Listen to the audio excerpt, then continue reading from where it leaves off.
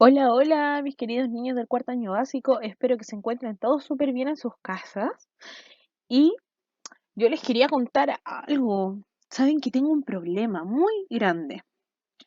El problema es lo que ustedes están viendo en sus pantallas. Se me acaba de ocurrir que quiero hacer ese plato de espaguetis. Se ve rico, ¿cierto? Se ve fresco, pero que tengo un problema. No sé cómo prepararlo. ¿Qué creen ustedes que necesito para poder preparar este plato de espaguetis? ¿Me podrían ayudar? Veamos primero qué contiene. Veamos la imagen. ¿Qué pueden ver ustedes adentro? ¿Qué ingredientes logran identificar? Porque de verdad que me cuesta saberlo. Veo como unas cositas blancas ahí, veo otras cosas más grandes. Sí, eso creo que es tomate, ¿cierto? Y eso, aceitunas rellenas. Parece que esas que están ahí son trozos de aceitunas que están cortadas. Y ya, ok, y esas son hojas para decorar. Pero, ¿qué tipo de texto me podrá ayudar a saber perfectamente cómo hacer este plato de espagueti y el nombre que tiene? Ah, ya sé. Una receta, ¿cierto? Muy bien. ¿Se acuerdan que la clase pasada estábamos hablando de los textos instructivos y habíamos mencionado la receta, a la cual habíamos realizado el año pasado en tercero? Perfecto. Gracias, chiquillos, porque gracias a ustedes yo me puedo acordar de qué íbamos a hablar el día de hoy. Hoy día entonces vamos a conocer la receta, ¿cierto? Como texto instructivo y sus diferentes elementos. Pero antes de comenzar con la receta, vamos a recordar algunas características que tenía el texto instructivo, ¿ya? En primer lugar, el texto instructivo requería un formato especial y ciertas características, como por ejemplo un título, materiales o ingredientes, un procedimiento y elementos paratextuales. ¿Qué eran los elementos paratextuales? Aquellos elementos que acompañaban al texto, ¿cierto? Como por ejemplo las imágenes, ¿ya? ¿Qué otra cosa tenía que tener este texto instructivo? ¿Qué requisito debía cumplir dentro del procedimiento, de la explicación del procedimiento? Tenía que darme aquella explicación de manera secuenciada, ordenada, para que yo pudiera seguir correctamente los pasos de esta instrucción, ¿cierto? Otra característica era que tenía que utilizar un lenguaje lo más claro posible y dentro de este lenguaje iban a estar muy presentes los verbos imperativos e infinitivos. ¿Recuerdan aquellos verbos? Sí, cierto, el imperativo, el que me daba órdenes, y el infinitivo, los verbos terminados en ar, er o ir, ¿cierto? Como correr, saltar o dormir, ¿ya? También se utilizaban imágenes para poder ayudar a comprender mejor aquello que me estaban intentando decir. Antes de comenzar entonces a ver nuestra receta, vamos a ver el siguiente video. Textos no literarios. La receta. Bien, chicos. Qué buenas cosas hemos aprendido. Sí, Juli, tanto saber ya me dio hambre. Yo también tengo hambre. ¿Qué les parece si compramos unas banana split? Me parece buena idea. Se ve deliciosa esta banana split. ¿Qué les parece si después de comerla buscamos en internet cómo se realiza? Claro, Beto. Así podríamos prepararlas en casa también. Tiempo más tarde. Bien, aquí está la información. Nombre de la receta, banana split. Descripción, receta nutritiva por el aporte de vitaminas que las frutas hacen al organismo. Tiempo de preparación, 20 minutos. Porciones, receta para una persona. Ingredientes: 2 bananos, una bola de helado de vainilla, una bola de helado de chocolate, una bola de helado de fresa, crema de chocolate, 150 mililitros de crema de leche, un limón, trocitos de piña, galletas al gusto. Preparación: 1. Cortar los bananos y rociarles limón. 2. En un plato, una taza o una copa, disponer las 4 capas de banano, formando una cama, para los helados o la base de nuestro barquito. 3. Por encima de los bananos, Colocar 3 bolas de helado, una de vainilla, otra de chocolate y una de fresa. 4. Agregar la crema de chocolate, la crema de leche y agregar los trocitos de piña al gusto. 5. Decora con barquillos o galletas. Hola chicos, ¿cómo van con su actividad? Profesora Albita, hemos aprendido la narración y la anécdota, y nos dio curiosidad por buscar cómo se hace una banana split con una receta. ¡Qué bien, Juli! De la receta también podemos aprender a construir textos e interpretarlos. La receta es un texto que está inscrito en forma de instrucciones que indican lo que se debe hacer en forma ordenada.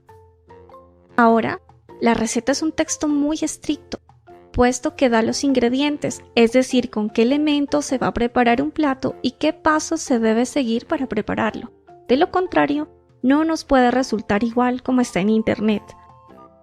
Profe, miramos en internet que también hay videos con la preparación de la banana split. Sí, Beto, con los videos ahora es muy sencillo hacer preparativos con nuestra familia y evita que nos equivoquemos. Pero profesora, muy importante lo de la receta. ¿Pero qué más podemos aprender de ella? Mira, Juli, hay 2 cosas muy importantes, la interpretación y la producción de textos no literarios. Profe, ¿qué significa eso? Pili, los textos literarios son los cuentos, narraciones, fábulas y leyendas, pero una receta no es nada de eso, pero también se considera un texto. Para entenderlo mejor, ¿cómo interpretarían lo siguiente? Si a ustedes les dan la preparación de una receta y luego tienen que decir los ingredientes que utilizaron. Y en cuanto a la producción, es cuando tú creas tu propia receta modificando los ingredientes y agregando otros nuevos. Bueno chicos, me alegra poder ayudarles. Nos vemos más tarde. Hasta luego. Hasta luego, profe Albita. Muy bien, chicos. Este video es uno que pueden encontrar en YouTube, ¿ya? ¿Qué fue lo que aprendimos de él? ¿Nos divertimos mucho con el video? ¿Acaso querían que nos divirtiéramos mucho viendo cómo preparaban una banana split?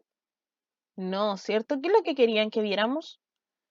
¿Qué es lo que necesitábamos para poder llevar a cabo una receta? Y básicamente que las recetas son parte de los textos instructivos, ¿cierto? Que no tienen nada que ver con el género literario, ¿verdad? En el cual se muestran historias a partir de la imaginación de una persona, sino que estos buscaban explicarnos cómo llevar a cabo un procedimiento, ¿cierto? Entonces, para poder llevar a cabo una receta, primero tiene que haber un proceso de averiguación, investigación y después poder comunicarle esto al resto de la gente de forma ordenada y secuenciada con las características que habíamos visto anteriormente. Y para llevar a cabo esta banana split se necesita conocer todo lo que eran los ingredientes y el procedimiento para llevarla a cabo. ¿Les gustó la receta? ¿Les gusta la banana split para que la puedan hacer un día en la casa? Ojalá, ¿cierto? Entonces, básicamente, ¿qué es la receta? La receta, dice ahí, es un texto instructivo que nos va a entregar indicaciones para elaborar una comida, ¿ya? Cuenta con una secuencia de pasos, ¿cierto? Que es un proceso los cuales deben ir siguiendo correctamente para obtener un producto deseado, ¿ya? Entonces, el propósito de la receta, chiquillos, es explicar o enseñar a preparar algún alimento básicamente, ¿cierto? Por lo general, son muy cortitas y son fáciles de leer, ¿ya? Porque tienen estas imágenes que nos van ayudando mucho a poder comprender el paso a paso, por ejemplo, el producto final o los ingredientes que yo voy a utilizar de manera gráfica, ¿ya? Como la receta es un texto instructivo, esta tiene los mismos elementos que el texto instructivo. Primero, un título. Este título tiene que ser acorde a la receta que yo voy a elaborar. Puede ser un nombre real sobre la comida que estoy haciendo o también un nombre de fantasía relacionado a la comida que estoy haciendo. ¿Se acuerdan cuando ustedes prepararon sus recetas el año pasado? Bueno, algunos, por ejemplo, me prepararon hamburguesa y simplemente su título era el que correspondía, hamburguesa de carne italiana, por ejemplo. Italiana para yo entender que lleva palta, mayonesa y tomate. Pero hay otros niños que me hicieron nombres de fantasía, nombres inventados por ellos, que me daban a entender lo que yo iba a comer, pero a la misma vez un poco de misterio con esos nombres de fantasía, ¿cierto? Por ejemplo, brochetas tropicales, ¿cierto? O explosión de sabor, me habían dicho en algún momento. Entonces, con esto me dan a entender que lo que yo voy a comer es demasiado rico, ¿cierto? Por otro lado, voy a poner los ingredientes. Todos los ingredientes siempre tienen que ir con las cantidades. De otra forma opcional, van a encontrar algunas recetas que también cuentan con el tiempo de preparación, ¿ya? En minutos o u hora o lo que yo me vaya a demorar en preparar la receta. Por otro lado, voy a encontrar la preparación o procedimiento de esta receta. Y esto es muy importante ponerlo de forma secuenciada, no olvidar nunca. Siempre ordenado. ¿Por qué? Porque esto es crucial para que la persona que está llevando a cabo la receta no se vaya a equivocar o nosotros mismos no nos equivoquemos, ¿cierto? Y no hagamos las cosas al revés o podamos cometer algún error. La idea es que para tener el resultado final lo hagamos de forma correcta. Y también es muy importante poner imágenes complementarias que nos faciliten esta tarea. ¿Ya? Por otro lado, en la receta hay personas que dentro de la lista de ingredientes agregan los materiales o utensilios que yo voy a utilizar. ¿Ya? Con materiales o utensilios me refiero a todas las herramientas que yo necesito para cocinar. ¿Qué tipo de cuchillo? ¿Qué tipo de fuente? ¿Cierto? Si necesito alguna cuchara de un material en especial, de madera, de aluminio, de acero, qué sé yo, ¿cierto? A eso me refiero con materiales o utensilios. Acá tenemos una receta en la que nos van a enseñar a preparar galletas de chocolate. ¡Qué rico! Y yo quiero que ahora ustedes vayan encontrando los distintos elementos de esta receta, ¿ya? O sea, que me digan dónde está básicamente el título, los ingredientes, el procedimiento, etcétera. Ustedes me van a ir apuntando con el dedito que yo los estoy mirando por acá y yo les voy a ir leyendo la receta mientras. Entonces, galletas de chocolate. ¿Qué vendría siendo eso que está ahí de los primeros? ¿Será el procedimiento? ¿Galletas de chocolate? ¿Serán las imágenes? ¿Acaso será la preparación? No, ¿cierto? Es el título. Muy bien. Luego, ahí dice de forma explícita, ingredientes, ¿cierto? Tenemos para hacer 12 galletas, por eso está entre paréntesis, porque es para esa cantidad. Para poder hacer 12 galletas yo necesito 300 gramos de chocolate de cobertura amargo, 100 gramos de chocolate de cobertura de leche, chocolate de leche y chocolate amargo, ¿cierto? 100 gramos de azúcar rubia, 85 gramos de margarina a temperatura ambiente. Eso quiere decir que la margarina no tiene que estar fría en el refrigerador, tiene que estar semi-derretida, ¿ya? 100 gramos de mantequilla de maní, un huevo batido a nieve, media cucharadita de extracto de vainilla, 100 gramos de harina con polvos de hornear y 100 gramos de maní tostado. ¿Qué pasa acá? ¿Por qué es tan importante seguir la receta? Porque si no, no vamos a tener el producto final. Por eso es necesario, ojalá, tener exactamente lo mismo que me están solicitando en mis ingredientes. A mí me ha pasado particularmente, y yo sé que también a sus mamás, hermanas, hermanos o las personas que les gusta cocinar en la casa les ha pasado, que muchas veces están antojados de hacer algo rico, pero justo les falta un ingrediente. ¿Qué es lo que hacemos habitualmente? Tratamos de reemplazar ese ingrediente por otro, ¿cierto? Pero muchas veces también me ha pasado que esa receta no me resulta tal cual como yo la quería, ¿ya? Entonces, ojalá siempre seguir todos los pasos. Para eso están las recetas. Por supuesto que si no tenemos los ingredientes, nada que hacer y nos conformamos con lo que nos resulte. Utensilios.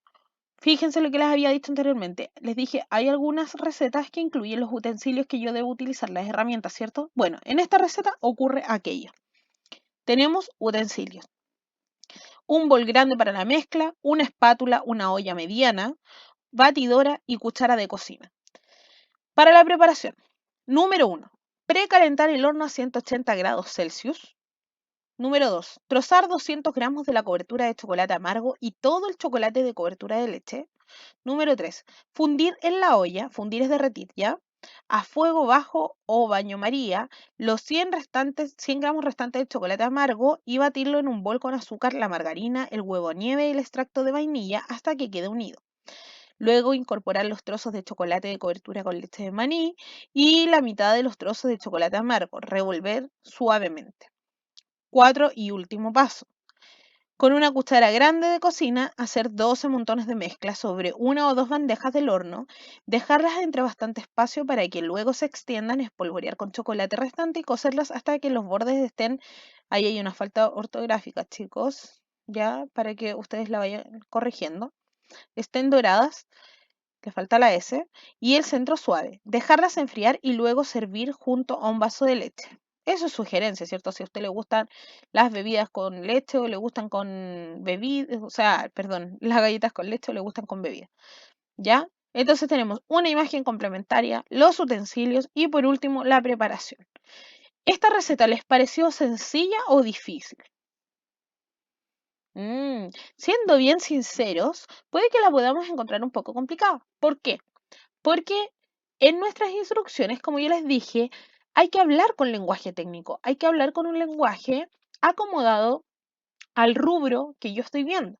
Si yo estoy hablando de una receta de cocina, probablemente me van a hablar de gramos, me van a hablar de fundir, de añadir, ¿cierto? Y me van a mencionar verbos que yo comúnmente no utilizo, pero que en el aspecto de la cocina se utilizan bastante. Por eso es tan necesario leer para ir familiarizándonos con el vocabulario nuevo, ¿ya?